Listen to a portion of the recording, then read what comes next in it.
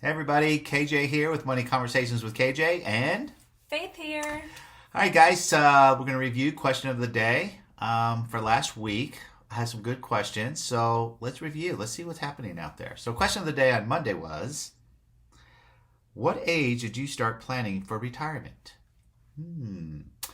See, what age did you actually start, or what age should you start, right? That's kind of a double-ended question, but I put it out there. What age did you start?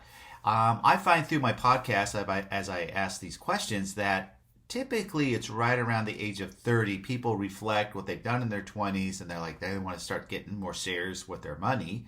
So that's when they're like, man, I think I should start maybe saving or whatever. Or some people talk to me about, well, I got a job at 20 whatever, and it's a 401k. Understand the 401k is not designed to be your sole retirement. It's designed to be one leg of a three-legged stool. So if all you're doing is a 401k, that's not going to be enough, right? Need you to engage in other vehicles, putting your money to work in other places.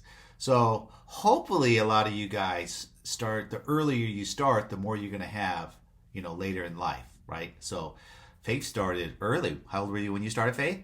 18. 18. So her money is compounding, started at 18, right? Versus if you start at 28, she's got a 10-year head start on you. That's going to equate to hundreds of thousands of dollars more money. So good for you. All right, awesome. So that was question on Monday for question of the day. Let's talk about question of the day on Tuesday. Tuesday's question of the day was, what are the best money lessons you taught your kids? See, so I find out that most parents aren't talking to their kids about money, but I think we all try to teach our kids a lesson or two, something, right? Even though we know now statistically that the parents aren't going in real depth about teaching kids about money. But some of the lessons I remember, this is with your older siblings, Faith, that when they were around 15, I sat them down and explained credit, how it works, and how it's going to benefit them throughout their life, and how important it is to nurture and take care of your credit, right? That was probably the first money lesson that I taught my kids. They're a little bit older now. They're all over 30, the other ones. So what did you teach, right, your kids? We need to teach them at least some sort of basics to kind of get them started, and hopefully they'll be proactive in kind of taking the baton and running with it, kind of a thing with money. Okay? All right, let's talk about Wednesday's question of the day. Did your parents struggle with money? Ooh, good one, right? We all come from all different walks of life, where I'm sure most people's parents did struggle with money, just because we know there's a separation of wealth in this country, 95% to the 5%, which means 95% of people do struggle with money, which is likely, a lot of the parents that are out there. Not to say all of them, because we all have friends or know people who come from, families that are maybe not mega rich, but, they do fairly well. But likelihood, if your parents struggle with money, then they didn't teach you about money. Likelihood, you're probably going to start struggling with money. This is why I like to talk about money and teach people and get you thinking about, wow, I really need to start taking this more seriously, right? So my parents, personally for me, I don't think that they struggled with money. They made enough money to supply the lifestyle we lived. So we were middle class, maybe just a little lower middle class. So I never felt when I grew up that we were poor, right? We pretty much, always lived in a nice home, didn't have all the luxuries of life, but, I never felt at one point that I was poor. So hopefully for you guys that are out there, if your parents did struggle, you turn the coin and you're doing better, and hopefully maybe taking care of mom and dad, right? All right, Faith, what happened? What was the question of the day on Thursday? Thursday's question was, do you need/want a side hustle? Good question. Well, people get side hustles for, many different reasons. If you need one for like a financial reason, just to make a little extra money, or you could just like want a side hustle just for just having a passion and wanting to do something, if it's a hobby, maybe you can turn your hobby into making you money. Then you would get a side hustle. I think really everyone should have a side hustle, whatever your reasoning really is. If it's for fun or if it's financial, or if you can mix the two, then I guess that'd be even better. Well, we talked about it, Faith and I did, because we know there's 168 hours in a week. Right. Average person works 40 hours a week, right? That leaves you 128 hours left. Usually sleep about 60 of those hours. So there's a lot of time left over that let's not waste time. Let's be productive, right?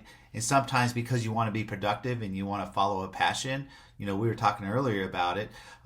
Some people decide, hey, my hobby slash passion after work is I like going outdoors. I'm an outdoorsy person and I make money and I want to go buy an ATV and spend time in the desert ATV in. And then sometimes that hobby turns into, wow, they start building those things and then they can make money doing those sorts of things. So oftentimes a hobby can turn into a side hustle, or vice versa. A side hustle could turn into a hobby, right? Maybe you started it as a side hustle and you're like, I just love doing this. It's not about the money, right?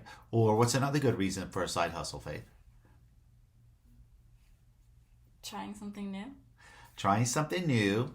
Maybe we're saving for a purpose, right? We talk about savings and saving for a purpose, right? So if there's something specific in your life, a goal that you're trying to achieve, and and you need money to achieve this goal, that's another good reason for a side hustle, right?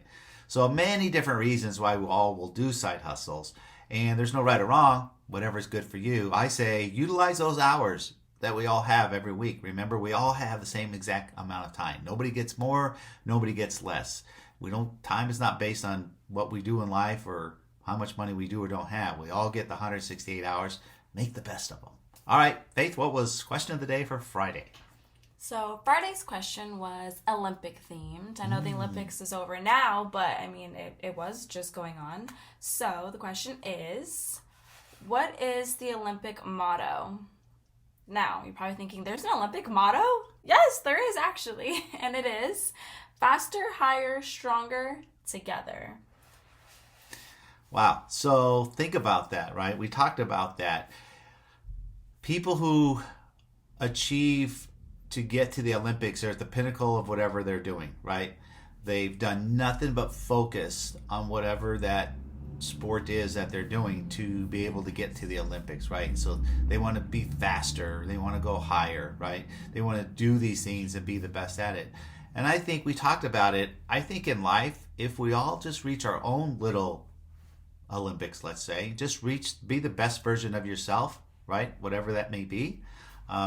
For you, which is, again, there's no right or wrong answer here. There is, whatever that is, be the best version of yourself. Just achieve in your mind, this is my Olympics, right? And you're working really hard, because those Olympians work years and years and years to be able to reach that level, to compete at that high level, right? And hopefully their goal is to get what? The gold medal. The gold medal, yeah. Or a lot of them are like, I just want a medal, right? If you're top three in whatever in the world, then, right? Yeah. But the ultimate prize is the gold medal, right? So that's awesome. So yeah, that was fun watching the Olympics. I know I saw the news. It was the lowest rated Olympics in history.